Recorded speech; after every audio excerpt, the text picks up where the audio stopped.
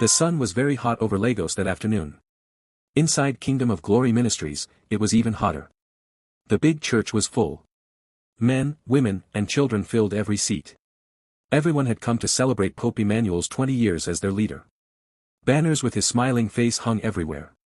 The air was full of singing, clapping, shouting.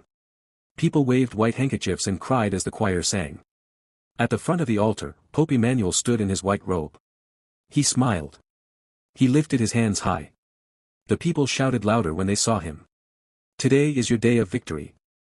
Pope Emmanuel shouted into the microphone. "Today, every enemy in your life will fall down and die." The crowd screamed, "Amen." Some people fell to the ground, crying with joy. But somewhere at the back, hidden in the shadows, a few people just watched. They did not clap. They did not smile.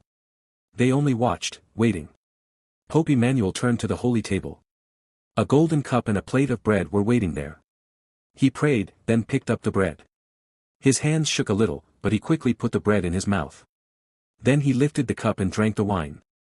Everything changed. Pope Emmanuel dropped the golden cup. It hit the floor and broke. The wine spilled everywhere, looking like blood. He grabbed his throat. His eyes grew wide. He tried to speak, but no words came out.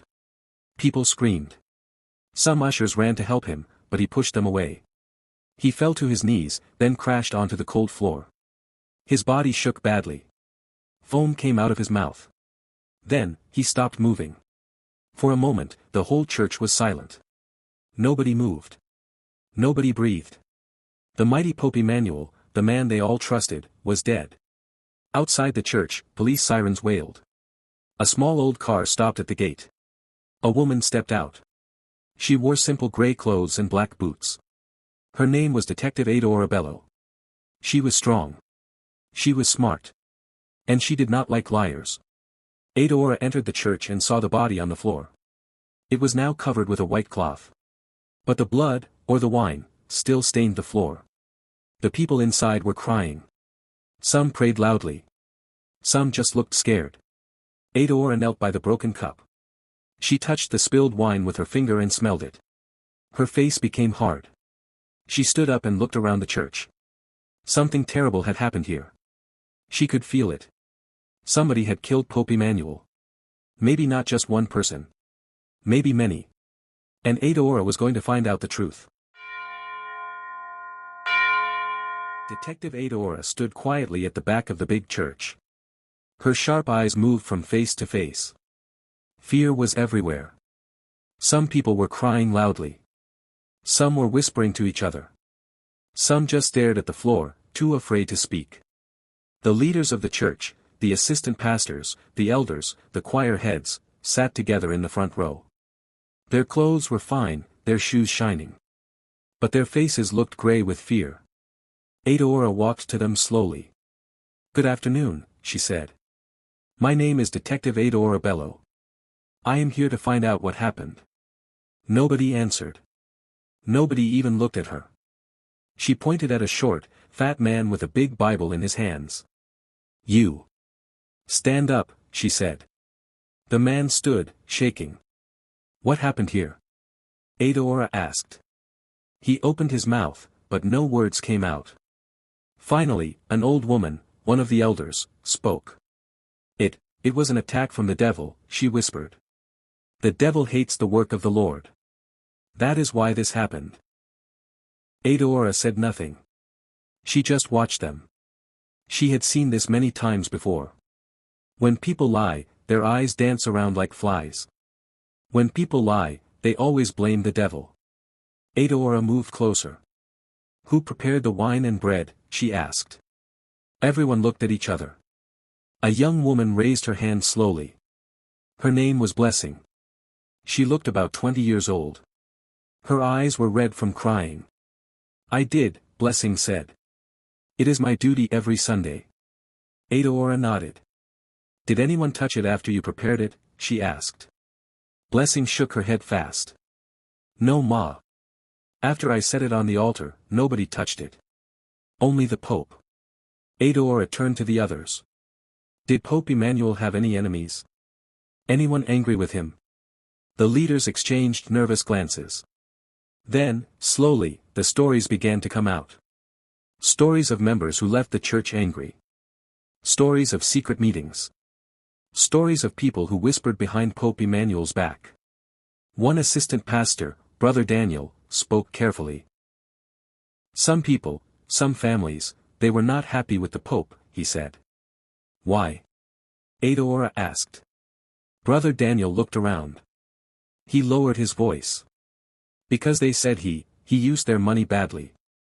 And some said he hurt their daughters. Adaora's eyes narrowed. Hurt them how? Brother Daniel swallowed hard. They said he touched them wrongly. Some said he forced them. But nobody could speak openly. They were afraid. Adaora felt a cold hand squeeze her heart.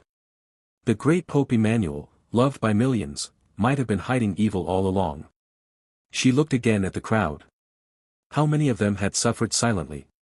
How many of them wanted revenge? The more Adaora listened, the clearer it became. This was not just a holy man dying. This was an old wound bursting open. And maybe, just maybe, the whole church had helped him die. Adaora took a deep breath. This case was bigger than she thought. And it had only just begun. The next morning, Detective Adaora returned to Kingdom of Glory Ministries. The church was quiet now. No singing. No shouting. Only silence. She had come with her small team, Officer Tund and Officer Mary. Together, they started searching the building carefully. First, they went to Pope Emmanuel's office. It was a large room with a soft carpet, big leather chairs, and pictures of him shaking hands with famous politicians. Adaora sat at his desk and opened the drawers one by one. Papers. Bibles. Envelopes full of money. Then she found something strange. A small black notebook, hidden under the drawer. She opened it. The pages were full of names, dates, and amounts of money. Some names had notes beside them. Sister Amaka, paid 2 million, warning, keep quiet. Brother Jide, 5 million donation, threaten with secrets if he talks. Sister Mercy, private meetings, silence bought. Adaora frowned.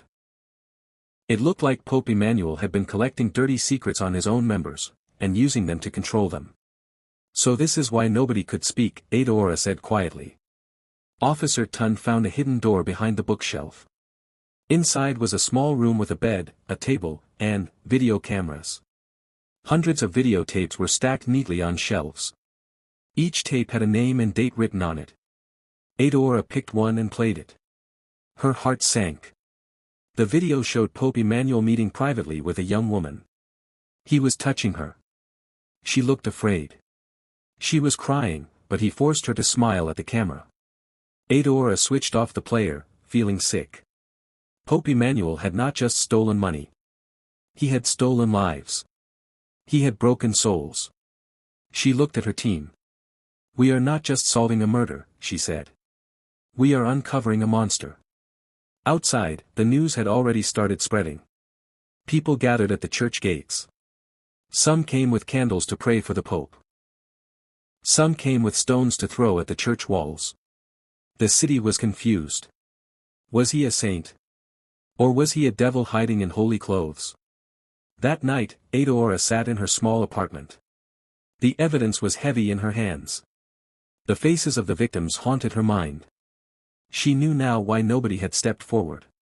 They had lived in fear for too long. But fear was not going to protect them anymore. The truth was already crawling out of the shadows. Adaora closed her notebook and whispered to herself. Tomorrow, we start calling them in. One by one. We will find out who killed Pope Emmanuel. And why. The cold walls of the police station were lined with anxious faces. Members of the Kingdom of Glory Church sat side by side, hands folded, eyes lowered. No hymns. No prayers. Only silence. Detective Bello Adaora stood in front of them, arms crossed, her voice calm but firm. I am not your enemy, she said. I only seek the truth. One by one, she called them into the small interview room.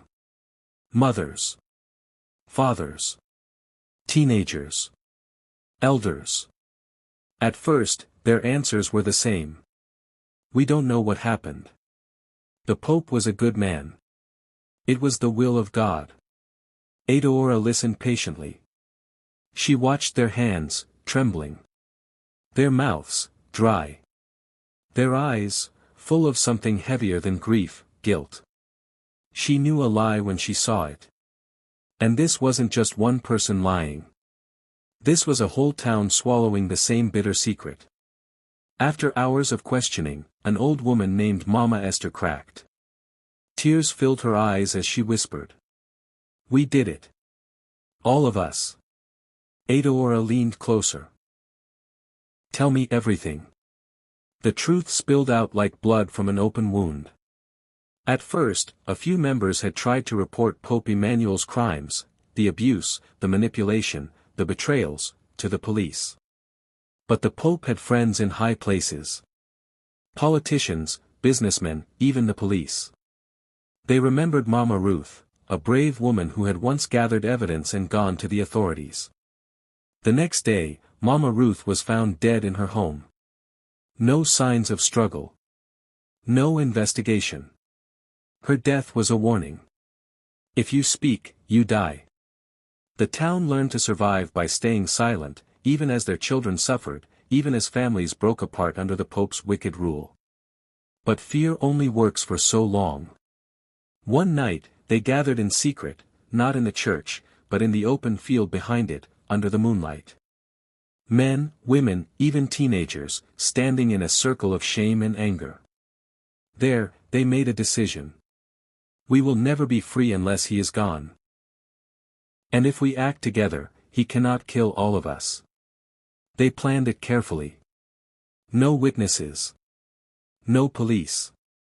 No rumors. On the day of the great service, the poison was mixed into the holy wine. They watched as the Pope, proud and blind, blessed it and drank it himself. When his body collapsed before them, no one screamed. No one rushed forward. They just listened as the old church bell tolled once in the cold morning air. The kingdom of glory had fallen. Adaora sat in silence, absorbing it all. This wasn't just a murder. It was a desperate act of survival. It was a town freeing itself by blood and silence. The question now wasn't whether they were guilty. They were. The question was whether justice could ever be clean when evil was so deep. And in Adaora's heart, she wasn't sure of the answer anymore.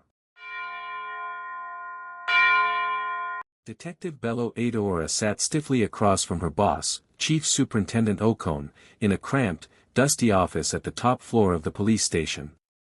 The confession from the congregation burned like a secret in her pocket. She hadn't filed the final update yet. She was still deciding how much truth the system deserved. Chief Ocone skimmed the preliminary report, the one that didn't yet reveal the full story. When he finished, he closed the file slowly and sighed, the sound heavy in the dead air. He didn't look angry. He looked tired, like a man who had seen too many battles, and lost most of them. Adaora, he said finally. This case, it's closed. Adaora stiffened. Sir, with respect, closed. The investigation isn't complete. Chief Ocone leaned back, his chair creaking under his weight. Orders from above, he said simply. From the government. From police headquarters. From religious councils. He stared at her for a long moment. They don't want the truth out, Adaora. The Pope had enemies. He had victims. But exposing this will shake more than just this little town. It will burn through the system itself. There's too much at stake. Adaora swallowed hard, feeling her throat tighten. But sir, she whispered, the people deserve to know. Chief Ocone shook his head. No arrests. No exposure. The story ends here. He slid a sealed envelope across the table toward her, her official case conclusion file, ready for her to sign.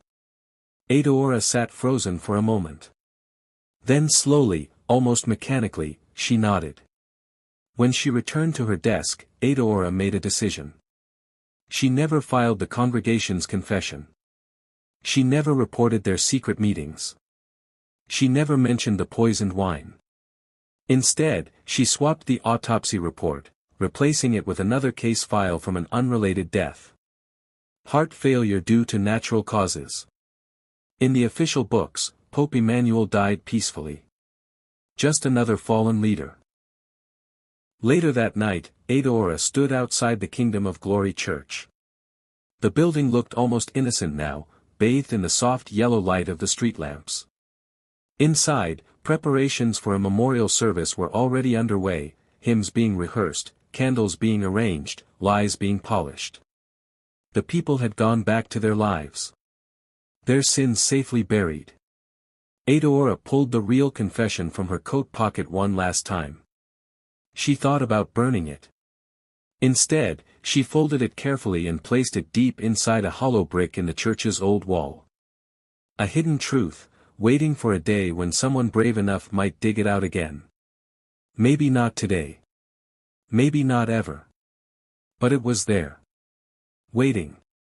As Adaora walked away under the cold Lagos night sky, she asked herself. When justice becomes too dangerous, is silence also a crime?